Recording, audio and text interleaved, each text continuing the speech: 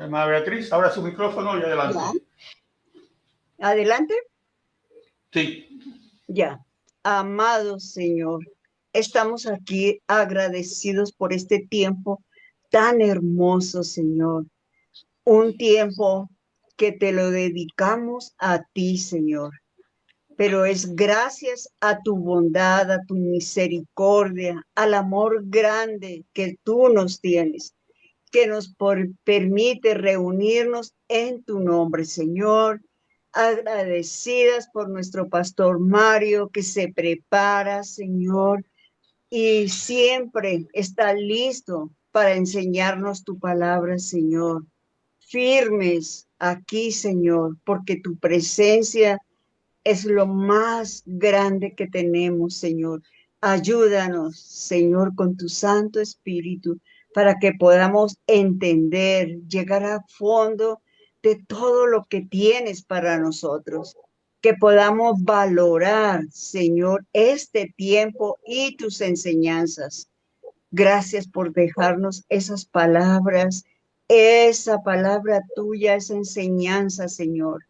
Permite que podamos, Señor, activarla día a día en medio de nuestra familia y en medio de cualquier persona que esté frente a nosotros. Te lo agradecemos en el nombre de tu Hijo amado Jesús. Amén, Señor. Amén.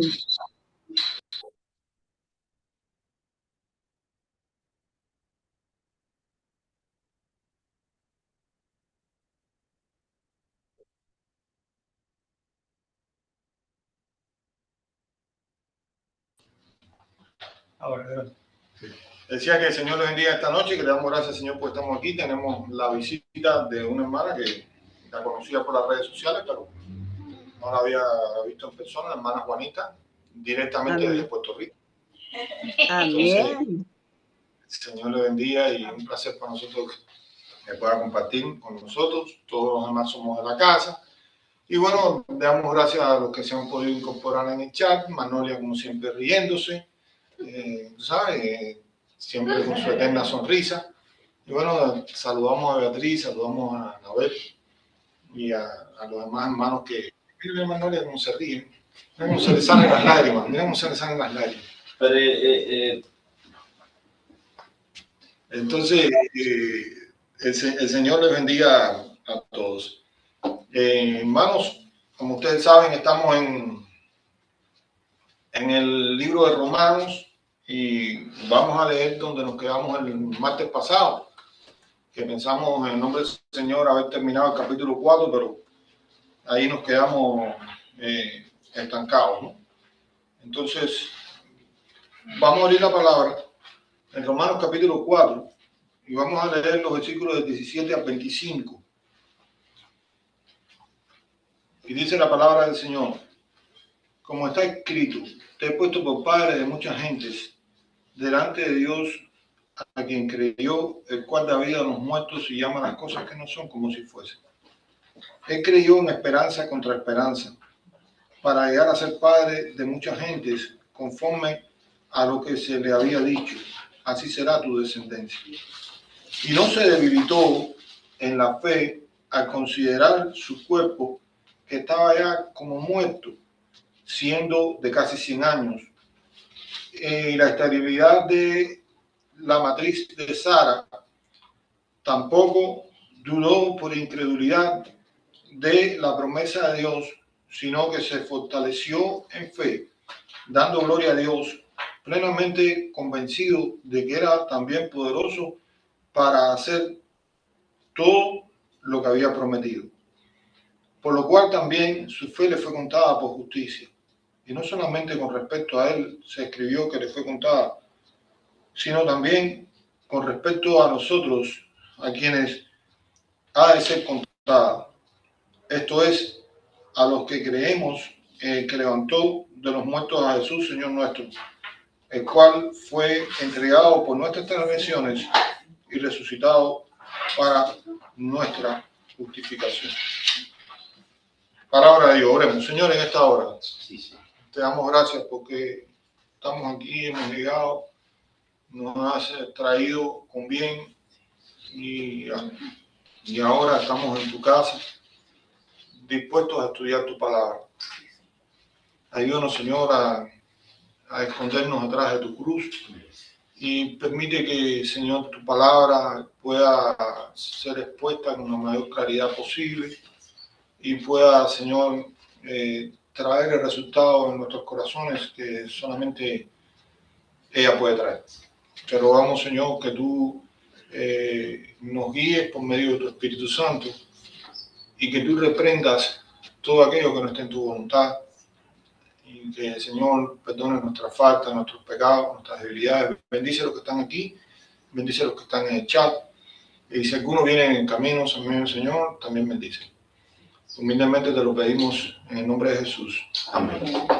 Bueno, estamos viendo esta parte ahora, en donde el Señor está poniendo el ejemplo de Abraham, ¿no?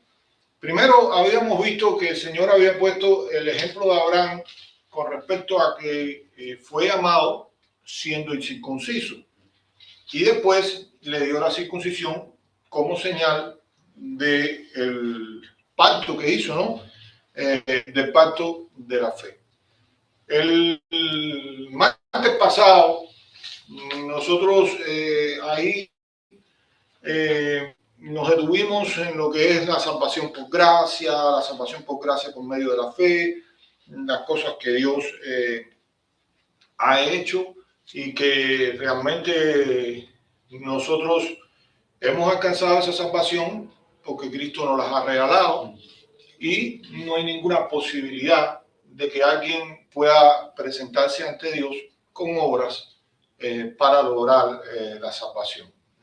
El apóstol Pablo viene poco a poco dando una disertación, desarrollando este tema de la justificación poco a poco y habla, va a seguir, ¿no? Hablando en este libro de Romanos, porque acuérdense que él está enfrentando una situación entre dos etnias, por decirlo de alguna manera, entre judíos y gentiles. Los judíos creían que ellos eran, como cuando lleguemos, si Dios quiere, al capítulo 11, ellos creían que ellos eran el árbol natural y que entonces los gentiles, tú sabes, eran como injectados, cosa que es cierto, o sea, según lo que está diciendo ese pasaje, pero somos injectados por la fe, por la gracia, no porque hubiera que hacer un acto de circuncisión para poderse justificar delante de Dios. Entonces, ahora él está en Abraham y está dando una explicación de por qué Abraham fue justificado por la fe y no por las obras. Y ya empecé leyendo el versículo 17, pero ahí nos habíamos quedado el martes pasado. Pero empecé leyendo el versículo 17 porque él basa la fe de Abraham para poder entonces continuar, ¿no? Él basa la fe de Abraham en el Dios, si lo queremos llamar así de esa manera, de los imposibles. Que la palabra imposible no existe para Dios, ¿no? Es decir, eso podrá existir para nosotros los hombres, pero para Dios no hay nada que sea imposible, no hay nada que sea difícil. Él rige sobre todas las cosas. Pero Abraham confió, dice ahí en ese versículo, a quien creyó, el cual da vida a los muertos y llama las cosas que no son como si fuesen. Y eso yo creo que es una de las cosas más profundas de la fe, ¿no? Porque cuando una persona como Abraham puede llegar a ese nivel de fe, y ahora vamos a ver el por qué, ¿no? Ahora sobre eso vamos a lanzarnos hacia adelante y vamos a ver por qué. Pero cuando uno puede llegar a un nivel de esa manera,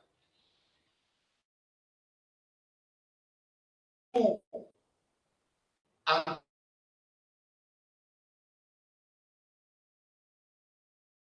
un problema determinado, ante ante una cosa que parece ser insaltable y parece ser que tú no puedes pasar, que ha producido Dios en ti de una manera bien clara. Y en algunos lugares se nos ha enseñado, y prácticamente, y no estoy jugando a nadie, simplemente estoy aclarando, pero prácticamente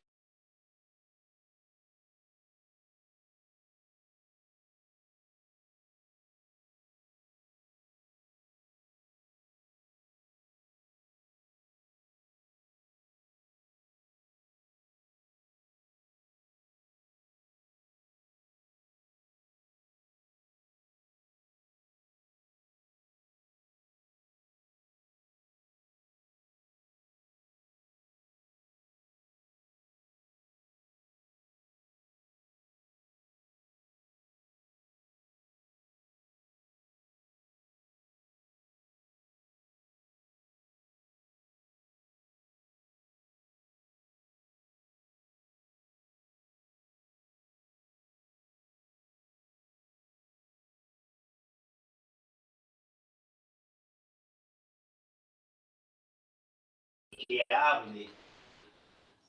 hable conforme a la palabra de Dios. O sea, no es lo que yo creo, pienso o me parece, sino está acorde con lo que Dios ha dicho. Aquí no ha pasado nada. Deme un segundito. ¿Pueden escuchar bien? Háganme señas con las manos. ¿Me escuchan? Sí. No, mi hermano. sí, está diciendo que sí. Ahora sí, Pero, ahora sí, hermana ahora Anabel, sí. ¿nos escucha? Sí, ahora sí, sí. Ok, nos desconectamos por un momento, pero ya estamos de vuelta. Continuamos. Sí, estábamos hablando de lo que es la fe, la fe, la sugestión mental. El pastor Abreu estaba diciendo de que a veces se abusa en algunos lugares sobre el yo declaro. No sé por qué me ha venido a la mente en uno o dos mensajes y he contado cómo Dios, solamente Él y más nadie que Él, en un momento determinado, y puedo contarle algunos otros ejemplos, inclusive no de sanidad. Me ha usado a mí y ha ocurrido algo bien sobrenatural, ¿no? Pero en todo esto, hermanos, y vamos a llegar a ese punto, pero antes de llegar a ese punto yo voy a aclarar una cosa con respecto a todo esto. Hay dos cosas que uno tiene que, por eso siempre yo insisto en la comunión con Dios y en la sintonía con Dios. De ahí parte todo. De ahí parte todo. Si yo no tengo, yo entonces empiezo a cometer errores que es muchas veces, muchos son grandes hombres de Dios, ellos mismos lo han reconocido, otros no lo han reconocido, pero se han desviado de la sana doctrina porque sí mantienen un estatus, son personas con un nivel de conocimiento, son personas reconocidas a nivel mundial inclusive, pero han perdido el contacto con la fuente inagotable. Y entonces llega un momento que ya lo que empieza a salir de ti no es ese manantial. Y entonces hay una cosa en la palabra que yo creo que puede darnos una idea. En el original, que yo no soy mucho de eso, yo creo que Dios me salvó con la Biblia en español y vaya, lo que es muy difícil que ustedes me vean, que eso se puede buscar en internet, se puede buscar en materiales de estudio, pero entonces es muy difícil que me vean hablando de que si hebreo o si griego, que si esto, no. Yo creo que esta Biblia en español tuvo el poder para transformarme a mí, a millones de personas, como la que tuvo el poder para transformarla en inglés o en francés, y entonces, pero bueno, no obstante a eso. En el original hay dos cosas que se llaman el logos y el rema, lo cual más o menos se explica cómo que el logos es la palabra escrita y el rema vienen siendo, a ver si me puedo explicar bien, como la acción de esa palabra. A ver cómo me puedo explicar.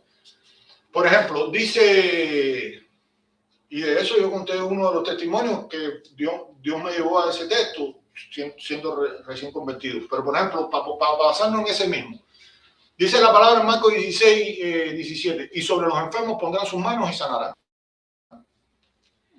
Ahora yo salgo desde aquí hasta Miami, por la I-95, por el Tompay, no, por abajo, que está lleno de casas, y estoy imponiendo manos de aquí hasta la entrada de Los Cayos y no se sana uno. ¿Por qué? Porque está el lobo, pero Dios no me mandó a hacerlo. No me dio esa acción para la palabra. No sé si me explico. Ahora, otra cosa es que Dios me rema, me dice, dale, entonces yo saco. Y de 1 millón, de 10.000 que ore, a lo mejor en un 80 o un 90%, ¿cómo se llama? Recibe sanidad. Porque Dios me mandó a hacerlo. De hecho, voy a aclarar una cosa, no sé si lo dije, porque ya acabo de decir que en 2 mensajes, no sé por qué, he contado testimonios de cosas sobrenaturales que Dios hizo, no a través de uno o del otro, ni de la televisión, ni esto, sino a través de mí. Ahora, le voy a decir una cosa. Yo tengo un averaje malísimo con eso. Yo no tengo ningún don espectacular de eso, ni el don de sanidad, ni el milagro, ni nada de eso. Porque yo les puedo contar, como esos dos que les he contado, les puedo contar alrededor de 50 historias parecidas. Pero les puedo contar que he orado por más de 50.000 personas y no ha pasado nada. Por tanto, si fuera en el béisbol, el averaje lo tengo en 0 no sé cuánto. Vaya, no me pondría ni a jugar, porque todavía si bateara a 2.40, 2.50, a lo mejor me ponía a jugar si fiteaba más o menos. Pero bateando 0.80 o 0.70, lo cual quiero decir, hermano, que lo que les puedo contar sí lo ha hecho el Señor y no me ha mostrado que Él es un Dios de milagros y de poder, pero yo no tengo ningún don de eso, ni tengo, ya te digo, tengo un averaje malísimo. Yo lo que oro, a mí tú me dices ora, yo oro porque sé que va a sanarlo, no lo va a hacer. Ahí está mi hermano, eso es lo que llama, y el pastor Domingo Arias siempre hablaba de eso mismo, y por ejemplo en el tiempo que tengo caminando con el Señor, usted sabe que uno ha rodado tanto, y uno ha visto, y Dios ha hecho milagros a través de uno. Los milagros se llaman milagros. No suceden cuando uno quiere, cuando Dios quiere. Uno puede orar para que alguien se sane o alguien se le cree un órgano y no pasa nada, pero un día Dios puede a través de uno puede hacer un milagro, pero no todos los días. Por el hecho de que Dios haya hecho un milagro a través de uno, Dios lo va a hacer. Se llama milagro. Eso viene de parte de Dios directamente. No. Hay personas que yo sí creo, que no soy yo, repito, que tienen, dice la Biblia ahí en 1 Corintios 12, tienen dones de sanidades, tienen dones de milagros. Es decir, esa gente tiene un poquito mejor averaje que yo, ¿no? Pero todo sujeto a Dios, el don es del Espíritu. Pero lo que les quiero decir es que, miren, yo al principio, como ya le dije, que lo que pasó a los 7 o 8 meses, y voy a entrar en el estudio ya, porque entonces ya me empiezo a complicar. Entonces, yo al principio, cuando vi que Dios mostró aquel poder, aquellas cosas, sin yo esperarlo, yo me dediqué por un buen tiempo, no les puedo decir el tiempo, a estudiar el fenómeno de la sanidad divina, de los milagros y todo eso. Y quiero que le diga una cosa. Llegué a la conclusión que mientras más lo estudié, menos lo entendí. ¿No le puedo dar una explicación? He orado por personas que tienen fe y la he tenido yo y no se ha sanado. Como conté el domingo, oré por una persona que no tenía fe, que lo que quiso fue salir de mí, y sucedió un milagro tan sobrenatural que yo no tengo. Porque fue Dios que lo hizo. He orado sin fe y la otra no ha tenido fe y no ha pasado nada. O he orado y he tenido fe y no ha pasado nada. Es decir, no sé explicar, no tengo una explicación lógica por qué pasa y por qué no pasa y por qué, ¿entiendes? Muchos se han enfrascado en dar ese tipo de explicaciones. Yo les puedo decir con toda la sinceridad del mundo, mientras más lo estudié, Menos lo entendí. Sé que, como dice el pastor Abreu, cuando Dios lo quiere hacer, lo va a hacer. Porque Pablo oró 3 veces por el ciego y el Señor lo único que le dijo, no lo sanó ni se lo quitó. Bástate mi gracia. Esa es una. Pero Pablo le recomienda a su hijo espiritual, que había haber orado muchas veces por él, y Pablo había orado y había resucitado muerto, y había habido no sé cuánto, a punto tal que dice que en Efesios cogían los delantales, los pedazos de tela de su cuerpo y los llevaban para otros lugares para ponerse a los enfermos y eran sanados. Y sin embargo, ¿cuántas veces no hubiera orado Pablo por Timoteo? Y le dijo que tomara vino por su problema estomacal. Lo cual Dios no sanó a Timoteo porque Dios hace lo que él entiende que tiene que hacer. Y es soberano en su manera de actuar. Entonces, hermano, no sé ni por qué me fui por ahí, porque estábamos hablando de la fe y de la sugestión y estas cosas. Y bueno, sí me alegro de poder aclarar que yo tengo un averaje tan malo. Ya le digo, no creo que hubiera sido firmado, no para Grandes Ligas, ni para clase A hubiera sido firmado con el averaje tan malo que yo tengo. Simplemente les puedo contar, como le dije, unas cuantas historias, pero si vamos a sacar la cuenta por los que he orado y no ha pasado nada, no, es abrumador, es 1.000.000 contra 1, ¿no? Entonces, sí, pero lo que sí, a pesar de que el hombre es un objeto inservible, lo que sí les trato siempre de predicar es el Cristo de la Biblia, que es un Cristo de poder, ¿no? Y que siempre está al alcance, y que cuando te da rema, y cuando ese rema llega a tu vida, y cuando él toca tu vida no con una sugestión, sino con fe, tú puedes tener el problema que sea, que entonces tú puedes llamar a ese problema, como dice la palabra, llama a las cosas que no son como si fuese. Entonces, bueno, vamos a ir a ver si yo puedo terminar hoy, ¿no? Entonces, dice la palabra en el versículo número 18, él creyó en esperanza contra esperanza para llegar a ser padre de mucha gente conforme a lo que se había dicho, así será su descendencia. Hermano, la fe de Abraham fue tal que él la esperanza la tiraba contra la esperanza, porque era un imposible. Él sencillamente veía la esperanza aquí y se iba por allá, contra esperanza. Es decir, él trataba de subir en eso mismo que estamos viendo, que Dios que llama a las cosas que no son como si fuesen, porque humanamente no había ningún tipo de posibilidad. Como dice el versículo número 19, y no se debilitó en la fe al considerar su cuerpo que estaba ya como muerto, siendo de casi 100 años, o la esterilidad de la matriz de Sara. Quiero decirles una cosa, para los que están estudiando, los que han estudiado la Biblia, saben que en un momento determinado a Abraham le falló la fe.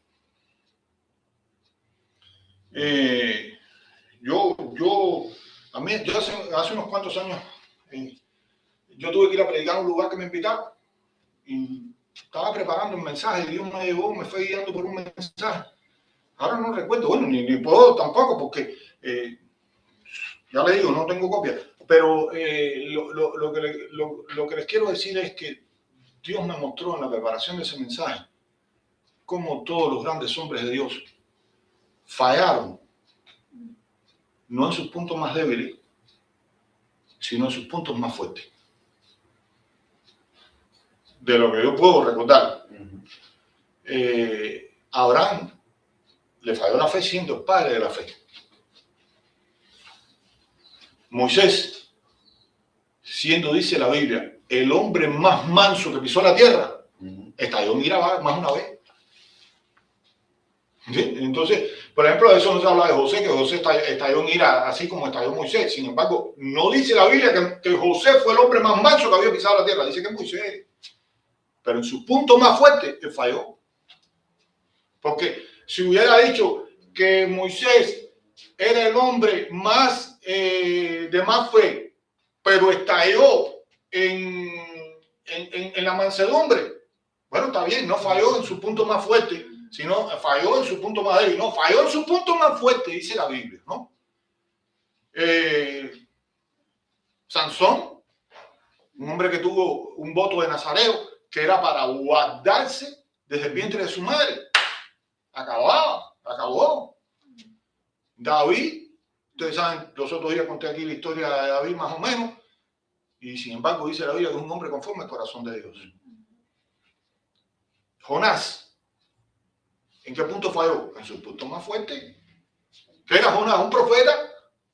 Sin embargo, se negó a ir a Nínive a predicar la palabra. Y allá lo tuvieron que tirar para el mar y se lo tragó un pedo. Ustedes saben la historia. Y cuando entonces salió y obedeció a Dios, eso nosotros no lo podemos coger como modelo de evangelismo, porque es tan increíble. Es decir, tiene que coger otro, tiene que coger el modelo de la iglesia primitiva, el modelo de eso, porque el mensaje más poderoso de la historia fue el mensaje de Jonás. 120,000 personas se arrepintieron de un golpe, pusieron hasta las vacas en ayuno. Y Dios le dijo a Jonás, para que tú veas que soy yo, no eres tú, ¿cómo tú te vas a negar aquí? Pero falló en su punto más fuerte.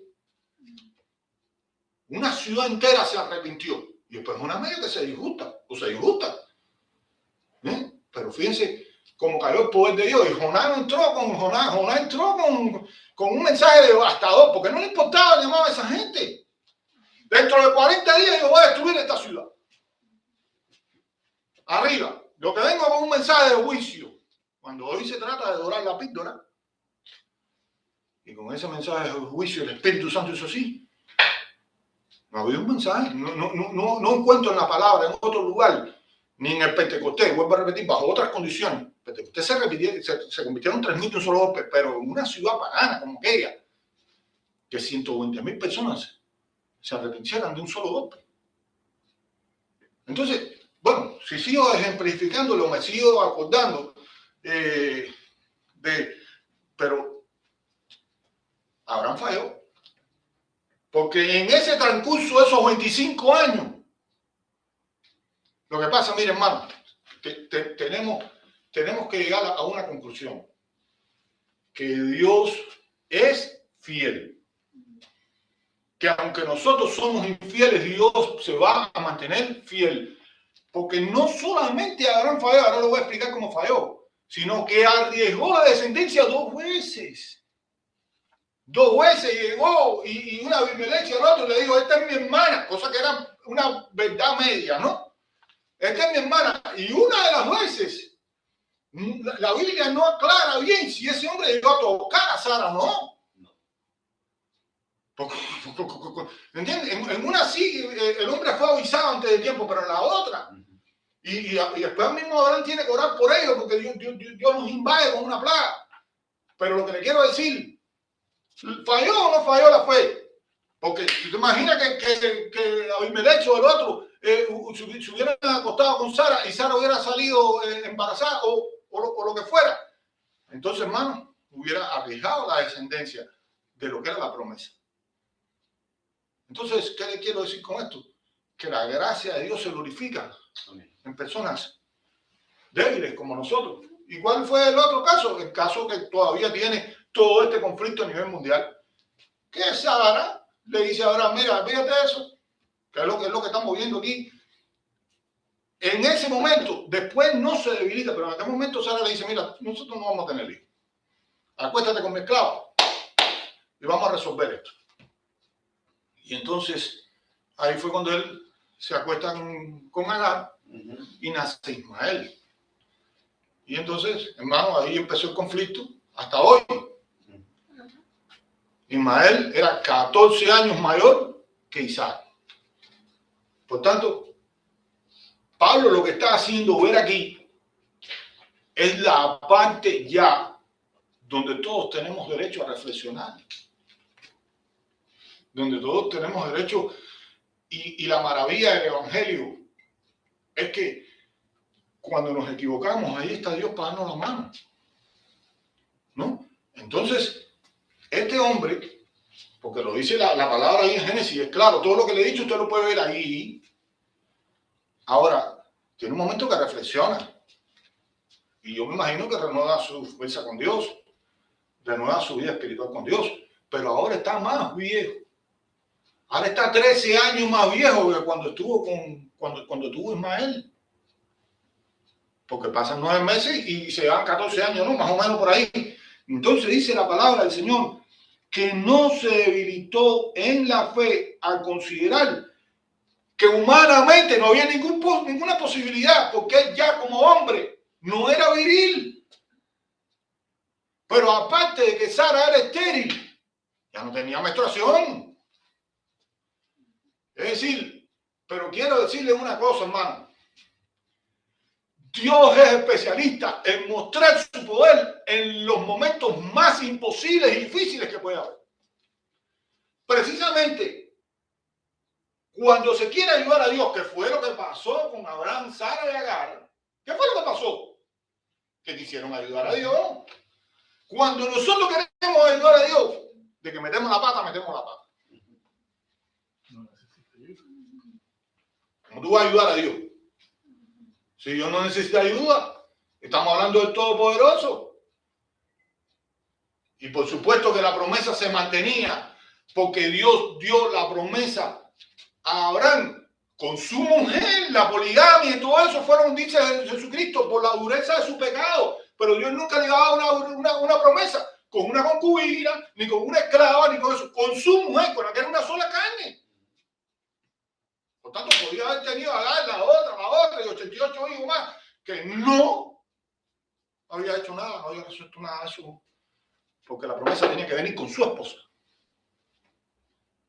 Y Dios se la ingenió para eso. Y Dios llama las cosas que no son como si fuesen. Tú no puedes porque no tienes virilidad como hombre. Ella no puede porque ella no tiene la costumbre de las mujeres, no menstrua, ya no puede parir. Pero arriba de eso es estéril. Pero para que ustedes vean que yo soy Dios. Y entonces, cuando viene esa fe a su vida, dice la palabra aquí que no se debilita. Que él no se debilita para nada, confiando en lo que Dios va a hacer. A ver, algún hermano que me busque Hebreos 11 y 12. Porque hoy estoy hablando, yo creo que mucho, y no hemos leído la Biblia mucho, ¿no? Aunque estamos hablando de esto. 11 y 12. 11, 12.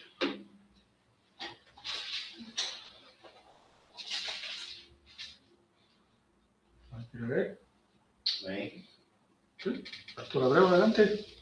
Por lo cual también de uno, y ese ya casi muerto, salieron como las estrellas del cielo en multitud, y como la arena innumerable que está a la orilla del mar.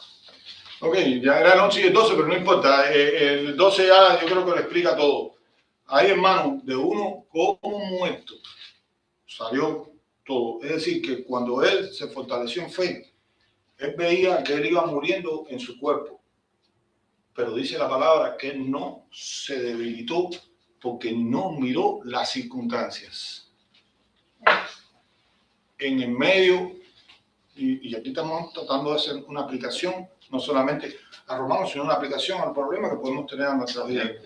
Debemos tratar, como cristianos, de no mirar las circunstancias, sino el Dios que está por encima de las circunstancias. Amén. El Dios que llama las cosas que no son como si fuesen. Dice la Biblia, tampoco dudó por incredulidad de la promesa de Dios, sino que se fortaleció en fe, dando gloria a Dios. Es decir, que él empezó a dar gloria a Dios porque no dudó en esta etapa, ¿no? Olvídense ya lo que hablamos. Vamos a concentrarnos en esta etapa. No dudó de la promesa de Dios. Y hermanos, las promesas de Dios son infalibles. Cuando Dios te da una promesa, lo que pasa es que tú tienes que saber que es Dios el que te dio la promesa, no una sugestión mental, ¿no? Pero, no, Dios me habló de esto. No, sí, yo no discuto eso, pero que te habló. Ahora, cuando Dios te habló, juéguese lo que usted quiera, que se va a cumplir. llueva, truene o relampaguee. Olvídense eso. Un solo caso, mi hermano, que pongo como le dije cuando ahorita estamos hablando, con relación, por ejemplo, a la seguridad de la salvación. ¿Cuántos errores cometemos? Somos salvos cuando estamos bien y cuando estamos mal, no somos salvos. No somos salvos porque Cristo dijo que nadie nos arrebatará de sus manos. Ahora, aquel que ha sido salvo no va a gustar del pecado. Esa es la evidencia de una persona que ha nacido de nuevo, que ha gustado la salvación. No va a gustar del pecado. Puede fallar, pero se va a sentir miserable. El mismo caso de aquí está poniendo a Abraham, señores, mirándose uno a sí mismo, ponerse en lugar de Abraham con casi 100 años y hablarle de una descendencia que era, como leímos aquí en Hebreo, iba a ser más numerosa que la arena del mar. Dicen los dominicanos por allá, esto no es un maní. Pero esa fe y mi oración siempre, todos los días, lo primero que digo, Señor, dame la fe de Jesucristo para yo creer en tus fieles promesas y permanecer en ella. Amén. Hermanos, miren, para los que están aquí y para los que están en el chat, ¿saben lo que él se refirió con la seguridad de la salvación? Porque entonces hay veces que hay términos teológicos. No, aquí se dio, hermanos, aquí duró como 6 meses hablar sobre la seguridad de la salvación. No, porque yo explico esto, ¿por qué razón? Yo estoy seguro de la doctrina esa, ¿no? Pero yo no sé si mañana nosotros estemos en un campo de concentración, porque tú no sabes la vuelta que da la vida, y todos los cristianos sean perseguidos, y nosotros estemos en un campo de concentración y podamos ahí caer, yo solito, pero caer con un hermano que cree entonces la otra doctrina. No. Y quiero decirle una cosa, esas doctrinas de la cual, repito, yo lo único que quiero es preparar la iglesia. Yo estoy seguro de la salvación y creo en la seguridad de la salvación. Los bautistas creemos en la inmensa mayoría. Bueno, no sé si alguien no la cree, pero lo te estoy diciendo.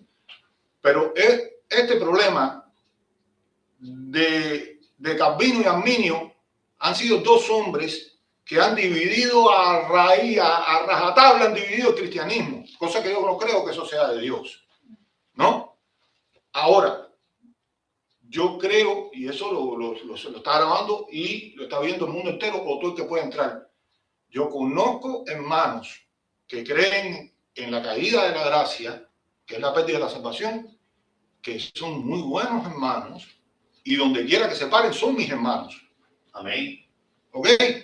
Ellos entienden, la Biblia está compuesta, como le dije hace unos días atrás, de doctrinas fundamentales y doctrinas no fundamentales.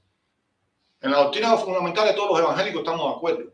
En las no fundamentales yo he entendido todos los versículos que hablan así, y nosotros hemos entendido todos los versículos que hablan asado. Pero si mañana caemos en un campo de concentración, posiblemente muramos juntos. A pesar de que uno defiende una posición teológica, pero ese no es el momento de discutir de una posición teológica. Hoy en día, hermano, tristemente, en las redes sociales, por esas doctrinas insignificantes, no por un hereje, porque un hereje sí, pero están fajados entre ellos. Y los mismos mundanos me dicen, oye, pero ustedes tienen una bronca, ustedes están en un group chat de eso, en un website, o esas cosas que se ponen por internet. Y yo quisiera que tuviera los horrores que se dicen, porque uno cree en la predestinación y el otro no. Y eso está llegando a ser tropiezo para el mundo. Pero yo no sé, repito por tercera vez, si mañana estamos en un campo de concentración. Porque, repito, yo quisiera tener la espiritualidad, la chancleta de la espiritualidad de muchos que yo he conocido que creen en la pérdida de la salvación. Porque al ellos creer en la pérdida de la salvación nunca se sienten que se van a confiar. Al yo saber Claro, estos son términos que no se dejan ni decir, porque estos no son términos que no son cristianos. Pero yo tenía un amigo, cuando yo era recién convertido, yo tenía un amigo que me decía, yo sé que yo puedo pecar, yo sé que yo puedo hacer lo que me dé la gana, porque yo no me voy a perder. Eso es una falta de respeto a la Biblia, es una falta de respeto a Dios. Y está cogiendo una doctrina para justificarse. Sin embargo, el otro no te dice eso. El otro vive con un temor, cuidando, como dice el otro texto, cuidando la salvación con temor y temblor, y tratando de buscar cada vez más la santidad. Entonces, hermano, que cuidado, no vamos a confundir los términos. Por eso pregunté, ya, porque entonces sí me voy a enredar con el estudio, si ya todo el mundo sabe de qué se está hablando, porque aquí se trató. Pero yo pregunto eso porque puede haber alguien que diga, ¿qué cosa es la perseverancia de los santos? ¿Qué cosa es la seguridad de la salvación? Y entra dentro de 5 puntos que puso Calvino y el otro. Sí se habló de la seguridad de salvación, pero no se explicó las dos posiciones. No llegamos a ese nivel. Sí, de la inseguridad, o sea que el pastor, por ejemplo, yo personalmente estoy seguro y he estudiado bastante sobre eso. De escatología no sé, usted me puede hablar de escatología y de eso yo no soy muy profundo. El pastor Domingo Arias, yo me quito el sombrero, Dios le ha dado sabiduría a él en eso. Con relación a la salvación de estos hermanos, hay 3 extremos que dice, pues, salvo y siempre salvo. Salvo y puede seguir pecando. Eso no es lo que quiere decir. Y explicó el término de la salvación que dice este texto en hebreo que dice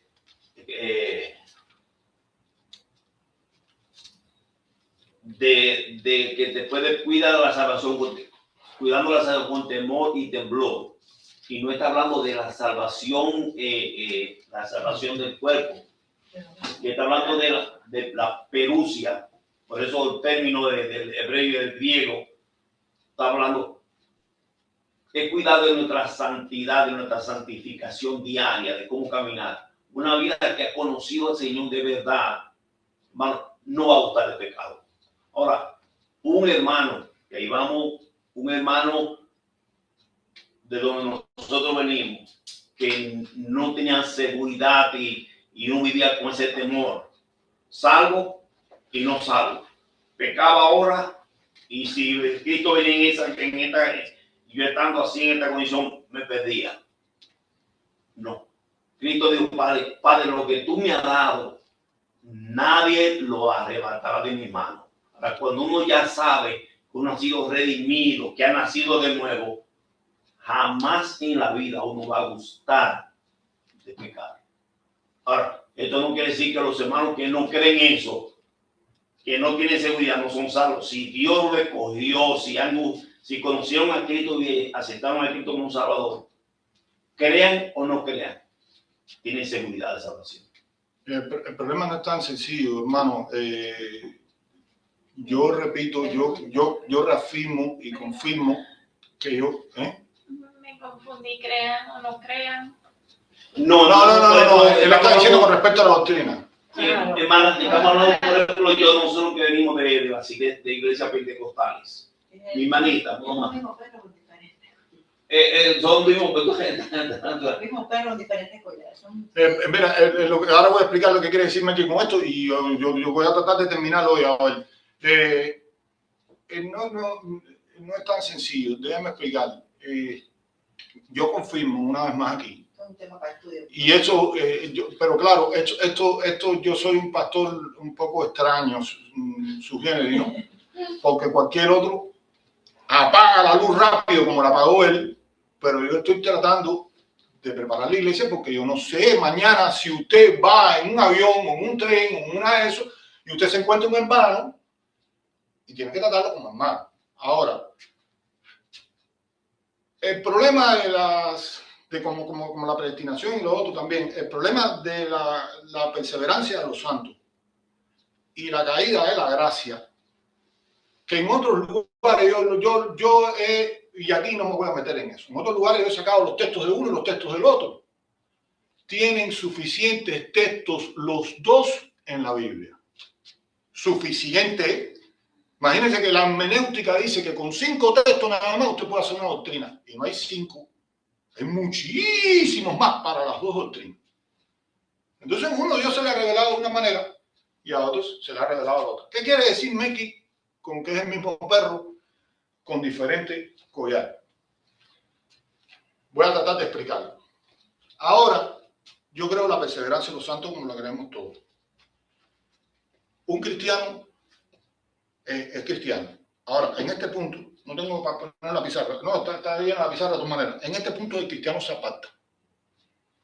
Fíjate, se aparta y está, como los he conocido yo, 10, 15, 20 años apartado.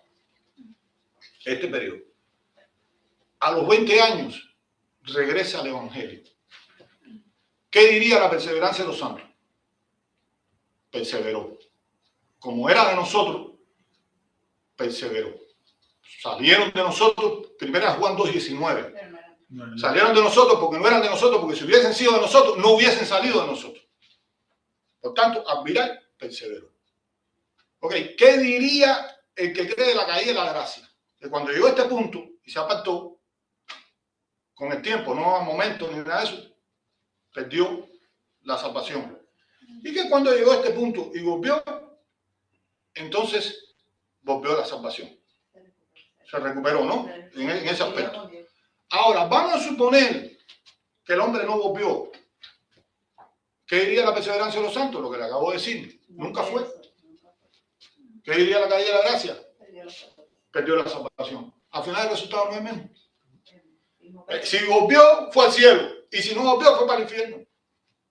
¿Me entiendes? Por eso es lo que ella está diciendo, que es el mismo perro con diferentes collares. Y nos vamos a enredar en una discusión interminable que dice los estudiosos neutrales, no los que van por un lado y para el otro, porque ustedes pueden leer material. Los neutrales dicen, durante 2000 años los cristianos no se han podido poner de acuerdo. Porque se han dividido entre 2 hombres. Y yo no sé si eso fue permitido por Dios o qué fue. Pero yo sé que Dios no le agrada la división.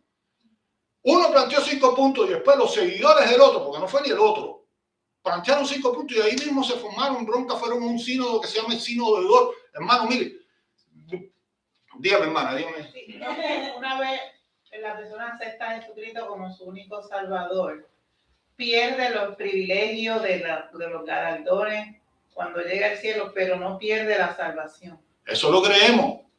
No, y también cuando llega al cielo, claro, puede ser que tengas más corona, menos corona, es un tema que hay incierto ahí, pero eso es lo que creemos. Pero yo lo que le estoy explicando es, porque hice la pregunta, ¿por qué? Yo he podido trabajar, miren, yo tengo una bendición de Dios, que es que cuando yo me convertí, yo hice una carrera y yo a los 10 años de yo estar en la carrera, me sabe, ya estaba casado con ella, con un buen puesto, con un lugar donde yo me sentía realizado, etcétera, etcétera, Dios me llamó al ministerio. Hay otros casos que cuando tú te conviertes, cuando tú terminas high school, por ejemplo, estoy hablando del sistema de Cuba, ¿no? Que es lo que llaman el preuniversitario, con 12 grados ya tú puedes entrar al seminario, y salieron exactamente de la escuela para el seminario y nunca trabajaron secular. Ahora, yo no estoy diciendo que eso, pero al yo haber trabajado secular, yo tuve la ventaja de que yo tuve compañeros de todo tipo, de lo que se pensaba de los pastores, de lo que se pensaba de las iglesias, pero también tuve compañeros al lado mío de otra denominación, en donde creían en la caída de la gracia. ¿Y tú crees que yo me iba a poner a discutir con un pentecostal para hacerle de tropiezo al otro que estaba en el otro buró? Para lo que está pasando hoy en las redes sociales. Nosotros lo que nos concentrábamos los dos, no en esa doctrina, nos concentrábamos los dos en predicarle a Cristo. En predicarle a Cristo. Conmigo al trabajo de nosotros llegó una hermana que era por 18 años católica, practicante, pero no católica, era líder en la iglesia y quedó excedente en su departamento y yo hablé para que la trajeran parte de nosotros. Y sencillamente empezó a leer la Biblia, Dios me usó a mí para poderle explicar algunas cosas y esto y lo otro y lo otro. Y esa mujer se convirtió. Pero la iglesia que nosotros atendíamos quedaba a 18 kilómetros. 18 kilómetros en carro no es nada, pero con un camello llegaba a 18 kilómetros de donde ella vivía. Pero en el otro buró había una pentecostal que era una simple miembro, no era una persona que estaba pastoreando ni nada por el estilo. Y tú sabes lo que yo hice. Le dije, ve a la iglesia fulana. Amén. Y fue, se bautizó en esa iglesia y después fue una líder tremenda. Porque el problema es, hermano, no ser sectarista. El día que hay un avivamiento donde miles y miles de personas se conviertan, tú no puedes estar acaparando. Tú tienes que decirle, donde hay una iglesia que predique la batalla, congregate. Porque lo importante es no a la iglesia que vayan, sino que vayan al cielo. Entonces, por eso estoy explicando esto. Porque en un momento determinado, yo he tenido compañeros que han creído en la calle de la gracia. Y he tenido hermanos, he compartido, me he congregado con ellos. Y tengo el mejor concepto de ellos. Sencillamente, yo pienso como estamos pensando aquí. Pero lo que les estoy diciendo es, no que cambien su manera de pensar, no lo estoy diciendo, no me malinterpreten, sino que aprendamos a respetar. ¿No? Y simplemente hice la pregunta. ¿Se sabe de qué le está hablando? Porque a veces el término teológico, mira, dice Antonio que no se pusieron los otros puntos. Que se explicó simplemente la parte nuestra. Ustedes digan. Entonces, bueno, yo creo que estuvo bien. Yo no lo voy a hacer aquí. Pero, ¿sabes? Igual que con la escatología. En un lugar que yo estuve, que no me interesa para nada, cuando yo llegué a la escatología, puse todos los cuatro puntos doctrinales de la escatología. Y ahora usted crea lo que usted crea. Yo creo esto. Hay 4 posiciones con respecto al milenio y hay 3 con respecto a la tribulación y la gran tribulación. Y todos los que defienden las posiciones son cristianos. ¿Soy yo superior? Tengo que aprender a respetar. Porque uno de los principios bautistas, ¿usted sabe cuál es? Libertad de conciencia de cada creyente. Él puede creer una cosa y yo puedo creer otra. Pero yo lo tengo que respetar a él y él me debe respetar a mí, siempre y cuando no sea una herejía, ¿no? Porque si no es toda una dictadura. Y entonces una de las cosas que yo siempre me he cuidado es, si yo salí de una dictadura, no hay una dictadura en los Estados Unidos o dentro de una iglesia. Al que no conoce una dictadura quizás lo pueda implantar. Pero yo, que lo detesto con toda la fuerza de mi corazón. ¿Entiendes? Entonces por eso, no sé si allá ahora sí no voy a poder terminar el estudio, me quedan 3 minutos. Y bueno, el Señor quiso que esto fuera así. Pero seguimos sin terminar el capítulo 4. Pero lo que les quiero decir, en todo esto, hermanos, tenemos que aprender a vivir como cristianos. Y tenemos que aprender a diferenciar las diferencias en doctrinas no fundamentales a las herejías. El que hay un hermano, te repito por tercera o cuarta vez que yo no lo creo, pero que haya un hermano que crea la calle de la gracia, eso no es una herejía. Ese hombre tiene suficiente texto bíblico y no me voy a meter en eso. Una vez en Family Radio, no sé si ustedes saben de lo que estoy hablando y con esto termino, había un doctor presbiteriano, ya decirle presbiteriano, usted sabe lo que es, había Camping y Otero se llamaba. Y ese programa, Family Radio, era muy famoso en las Américas y entraba por onda corta en Cuba y entraba con potencia. Yo creo que transmitía aquí en los Estados Unidos. Y había un programa de preguntas y respuestas. Y le hicieron esa pregunta. Y el doctor Otero y Camping dijeron, vamos para allá. A mí nunca se me va a olvidar eso. A favor de la perseverancia de los santos, tal. Y dijo todos los pasajes que él pudo investigar. Pero dijo ahora, a favor de la caída de la gracia. Tal.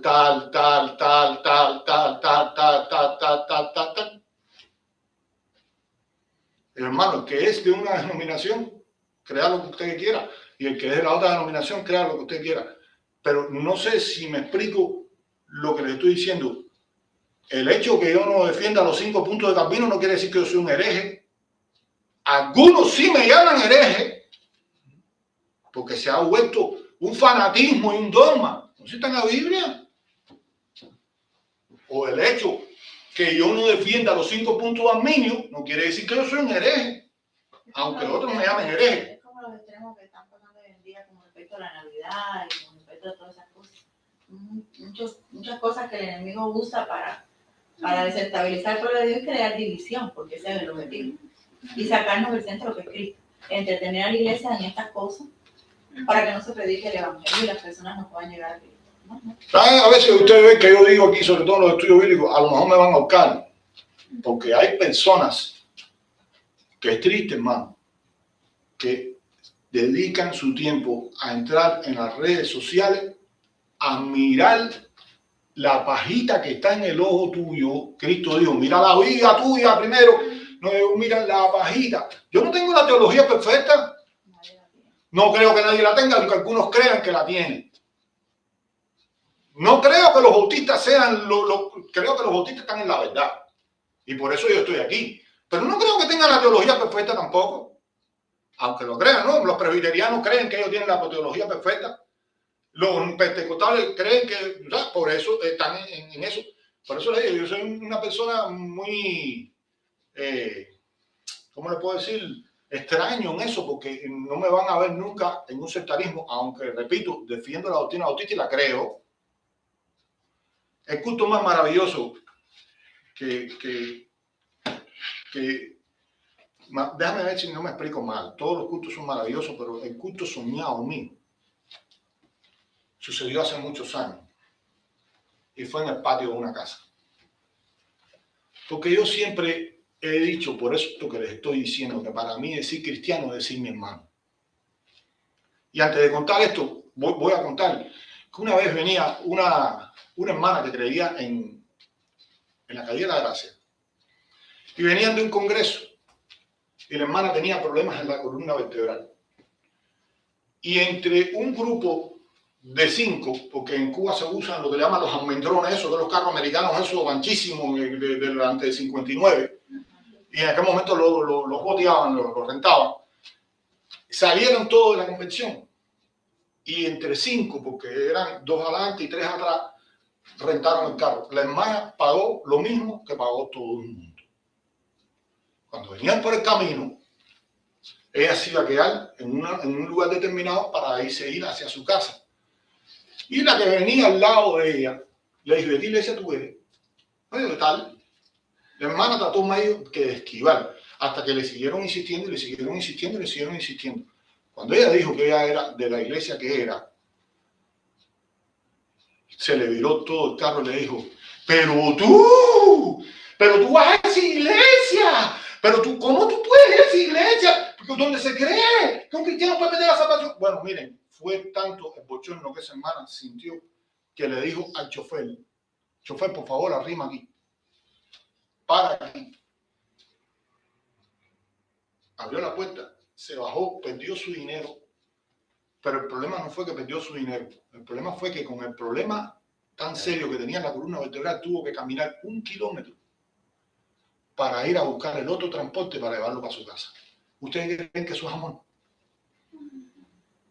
¿Ustedes creen que eso es amor?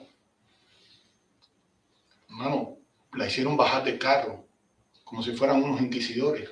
Y eso es lo que yo estoy tratando de evitar. Bueno, cuando yo trabajaba, yo tenía un jefe que yo le hablé del evangelio al jefe. Pero el jefe tenía aquí en los Estados Unidos un hermano que había sido santero y se había convertido a Cristo. Pero había venido otra hermana y se había convertido a Cristo. Y entonces, cuando la hermana va de visita a Cuba, él vivía en una parte de la ciudad contraria, en un instante. Y entonces, cuando la hermana va de visita a Cuba, ella quiere organizar un culto. Y él le dice, si tú supieras que yo tengo uno que trabaja conmigo, en ese momento ya había pasado el carro para poder estar en el pastoreo, que el pastor, que se sé cuándo. Y la hermana le dijo, invítalo a predicar. ¿Ok? Entonces hacen un primer culto. Y yo ese día trabajaba 24 horas. Yo no pude ir. porque yo pastoreaba los 3 días de descanso. Y entonces todo el mundo se queda así. De todas maneras, en el culto alguien predicó, no sé cómo fue. Pero él siguió la insistencia de la hermana: yo quiero conocer a tu compañero, yo quiero que venga aquí. Y entonces el amigo mío, que fue mi jefe, me dijo: dime el schedule de los días que tú trabajas, para yo organizar, porque mi hermana quiere organizar un segundo culto en tu casa, en mi casa. Y yo le dije: yo trabajo cada 4 días, yo trabajo tal día, 18, 22, 26, así, vaya, más o menos que fuera. Y entonces él me dijo: ¿lo podemos hacer tal día? Y yo: sí, no hay problema. Prepara un mensaje y me paga. Ese fue el culto soñado mío. ¿Usted qué quiere que le diga? ¿Por qué? Fue en el patio de una casa, hermano. Y me he quitado ahí. Él nos fue a buscar en su propio carro, porque él era dirigente, para que yo no tuviera que pasar trabajo con las 2 niñas chiquitas. Me acuerdo que fue Meki, fueron las 2 niñas chiquiticas, y fue mi abuela. Estaba viva cuando quedó. Hermano, en ese patio de esa casa se reunieron hermanos como de 10 denominaciones diferentes. Por eso le dije que fue el culto soñado. Y nunca se me olvida que el devocional lo dio una ancianita que debe estar hace muchos años en el cielo, de la iglesia del Nazareno, o la iglesia nazarena, como le decían en Cuba. Pero a la hora dijo: saludamos, ¿de qué iglesia usted es? ¿De qué iglesia usted es? ¿De qué iglesia usted es? ¿De qué iglesia usted es? ¿De qué iglesia usted es? Y habían como 10 o 12 denominaciones diferentes, todos en un mismo sentido, que era Cristo. Y el que se paró a predicar era también de otra denominación, que era yo. Yo, cuando salí de ahí, le dije a Meki: hoy se cumplió un sueño. Hoy, eso a lo mejor no va a volver a suceder más nunca en la vida. Pero hoy se cumplió un sueño. Como también se me dio una vez una oportunidad de que me invitaron a predicar en una vigilia, y a las 12 de la noche yo pasé de un año para el otro. Es decir, yo empecé predicando a las 12 menos cuarto y terminé predicando a las 12 y cuarto, y cumplía años, y eso no va a volver a suceder.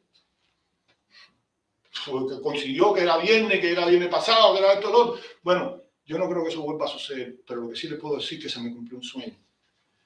Que habíamos todos, el que predicó fui yo, pero habíamos un grupo de hermanos de diferentes denominaciones en un mismo sentido. Eso es lo que yo quiero decir. Que para mí decir cristiano es decir mi hermano. Y crean una cosa o crean la otra, yo los amo igual. Porque a lo mejor hay unos que creen igual que yo y lo que me despedazan, pero a lo mejor hay otros que no creen igual que yo y me aman.